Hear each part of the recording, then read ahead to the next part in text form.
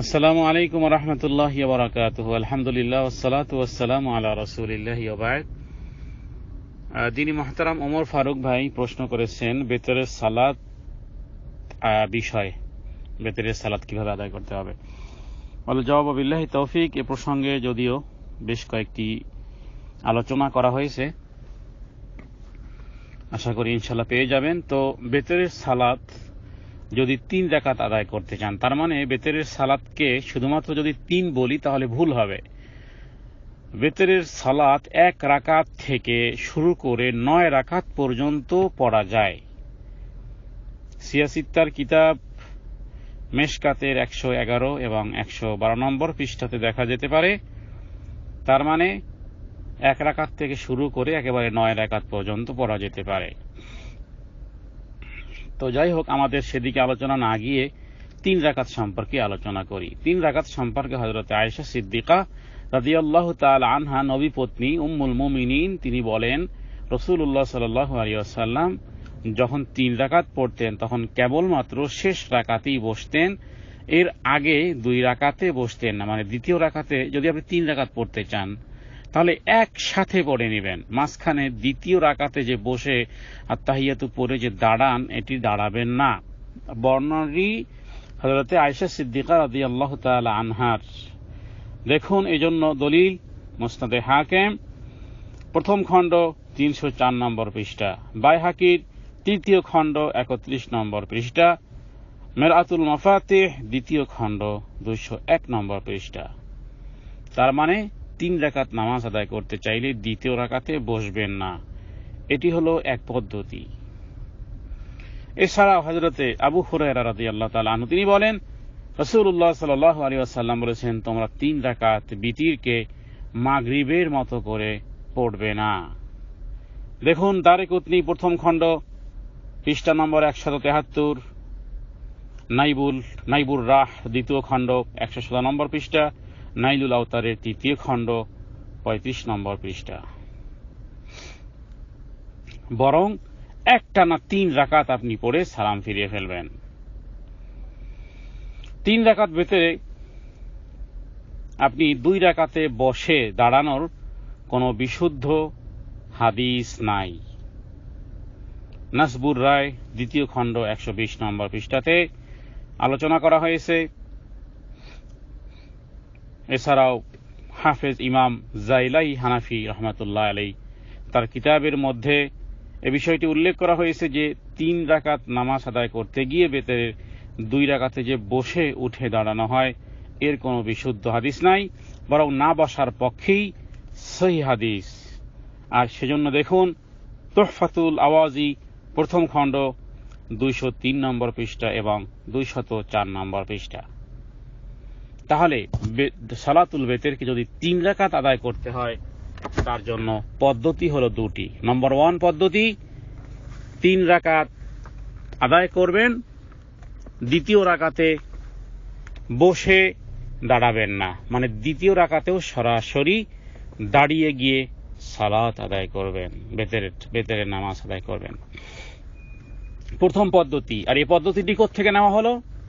দলিল হযরত আয়েশা সিদ্দিকা রাদিয়াল্লাহু তাআলা আনহা, তিনি বলেন রাসূলুল্লাহ সাল্লাল্লাহু আলাইহি ওয়াসাল্লাম যখন 3 রাকাত বেতর পড়তেন কেবলমাত্র শেষ রাকাতেই বসতেন, তার মানে এর আগে দ্বিতীয় রাকাতে বসতেন না। ইমাম হাকিম প্রথম খণ্ড 304 নম্বর পৃষ্ঠা, বাইহাকির তৃতীয় খণ্ড 31 নম্বর পৃষ্ঠা, মিরআতুল মাফাতিহ দ্বিতীয় খণ্ডের 201 নম্বর পৃষ্ঠা। অনুরূপভাবে ইসলামিক মৌলিক নীতিমালা সালাত অধ্যায়ের 48 নম্বর পৃষ্ঠা। এহলো এক পদ্ধতির কথা বলে ফেললাম। দ্বিতীয় আরেক পদ্ধতি, 2 রাকাত সালাত আদায় করে সালাম ফিরিয়ে দিবেন, এরপরে 1 রাকাতের জন্য নিয়াত করে 1 রাকাত বেতর পড়বেন। এবার প্রশ্ন আসে, 1 রাকাত বেতরের কথা হাদিস দ্বারা প্রমাণিত কিনা। 1 রাকাত বেতর রাসূলুল্লাহ সাল্লাল্লাহু আলাইহি ওয়াসাল্লাম পড়তেন, এ ব্যাপারে অসংখ্য সহিহ হাদিস বিদ্যমান রয়েছে। দেখুন বুখারী, দেখুন মুসলিম, মিশকাত শরীফের 105 এবং 111 নম্বর পৃষ্ঠা। এবং তিনি বেশিরভাগই রাসূলুল্লাহ সাল্লাল্লাহু আলাইহি ওয়াসাল্লাম 1 রাকাত বিতির পড়তেন বলে গ্রন্থকাররা লিখেছেন, হাদিস বিশারদগণ লিখেছেন। এবং দেখুন, সেজন্য হেদায়াতুন নবী 222 নম্বর পৃষ্ঠা, 223 নম্বর পৃষ্ঠা এবং জাদুল মাআদাতের প্রথম খণ্ড 256 নম্বর পৃষ্ঠা, ইসলামিক মৌলিক নীতিমালা সালাত অধ্যায় বিবরণের 48 নম্বর পৃষ্ঠা, যা সাহাবায়ে কেরাম পড়তেন এবং আজ পর্যন্ত মক্কাতে এবং মদিনাতে মসজিদুল হারাম সেখানে এইভাবেই রমজান মাসে সালাত আদায় করা হয়।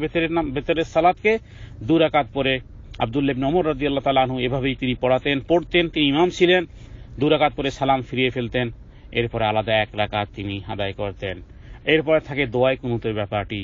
দোয়া কুনুতের ব্যাপারে কখনই দোয়া কুনুত পড়বেন এ প্রসঙ্গে এই ভারত উপমহাদেশের, ভারতবর্ষের হাদিস শাস্ত্রের সবচেয়ে বড় পণ্ডিত যিনি, সবচেয়ে বড় আলেম যিনি, সবচেয়ে বড় মুহাদ্দিস যিনি, শাইখুল হাদিস আল্লামা আব্দুর রহমান মুবারকপুরী, তিনি তার কিতাবের মধ্যে লিখেছেন বেতের সালাতে দোয়া কুনুত রুকুর আগে এবং পরে উভয় রকমেরই জায়েজ, তবে উত্তম হল রুকুর পরে। দেখুন তুহফাতুল আওয়াজি 2য় খণ্ডের 566 নম্বর পৃষ্ঠা এবং মাকতাবাত তিজারিয়ার ছাপা। ইমাম বাইহাকি, ইমাম কাস্তালানি তারাও বলেন যে রুকুর পরে দোয়া কুনুত পড়া সম্পর্কিত হাদিসগুলোর সংখ্যা এত বেশি যে হাদিস আয়ত্ত করার ক্ষমতায় যা শক্তিশালী। দেখুন ইমাম বাইহাকির 2য় খণ্ডের 208 নম্বর পৃষ্ঠা, ইরশাদুস সারির 2য় খণ্ডের 224 নম্বর পৃষ্ঠা। অনুরূপভাবে ইমাম হাকিম তার মুস্তাদরাকে হাকিম, ইমাম ইবনে হিব্বান তাদের সহিহ গ্রন্থে সহিহ সনদে কোন জাল যায়িফ বর্ণনা নয়, সহিহ সূত্রে তারা বর্ণনা করেছেন।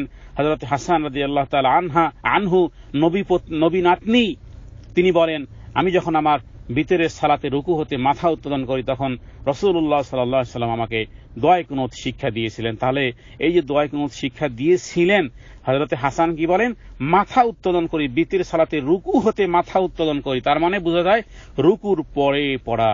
অনুরূপভাবে আল্লামা ইয়াইলারি হানাফি রাহমাতুল্লাহ আলাইহি তিনিও উল্লেখ করেছেন যে রুকুর আগে দোয়া কুনুত পড়া সংক্রান্ত সমস্ত হাদিসই কোনো না কোনো দোষী আছে, তবে রুকুর পরে পড়াটা সেটি সবচেয়ে বিশুদ্ধ। এই জন্য দেখুন নাসবুর রায় 2য় খণ্ড 123 এবং 124 নম্বর পৃষ্ঠা। এবং সাহাবীদের মধ্যে হযরত ওমর রাদিয়াল্লাহু তাআলা আনহু, হযরত ইবনে আব্বাস রাদিয়াল্লাহু তাআলা আনহু, হযরত ইবনে মাসউদ রাদিয়াল্লাহু তাআলা আনহু এবং হযরত আবু হুরায়রা রাদিয়াল্লাহু তাআলা আনহুম আজমাইন, এই সমস্ত প্রমুখ সাহাবীগণ তারা দুহাত তুলে দোয়া কুনুত পাঠ করতেন বলে হাদিস গ্রন্থকাররা তারা হাদিস এনেছেন। আর সেজন্য বর্ণনার জন্য দেখুন তুহফাতুল আওয়াজি 2য় খণ্ড 567 নম্বর পৃষ্ঠা, মাসনুন সালাত এবং ইসলামিক মৌলিক নীতিমালার সালাত শিক্ষার 49 নম্বর পৃষ্ঠা। তাহলে আমরা আলোচনা করতে পারি যে 3 রাকাত সালাতের ব্যাপারে আমরা আলোচনা করেছি। আল্লাহ তাআলা আমাদেরকে দলিল ভিত্তিক সাহাবীদের আমল, তারা যেভাবে আমল করেছেন, আমাদেরকে সেইভাবে আমল, যেইভাবে রাসূলুল্লাহ সাল্লাল্লাহু আলাইহি ওয়াসাল্লাম আমল করেছেন, নবীজি বলেছেন সাল্লু কামা রাআইতুমুনি উসাল্লি, নামাজ পড়ো ওইভাবে। হে সাহাবীরা, তোমরা যেভাবে আমাকে নামাজ পড়তে দেখেছো। সাহাবায়ে কেরাম তো ওইরকম নামাজই পড়তেন, মন গড়া এই মকসুদুল মুমিনিন দেখে নামাজ পড়েননি, তারা স্বয়ং রাসূলুল্লাহ সাল্লাল্লাহু আলাইহি ওয়াসাল্লামকে দেখেই তারা নামাজ আদায় করেছেন।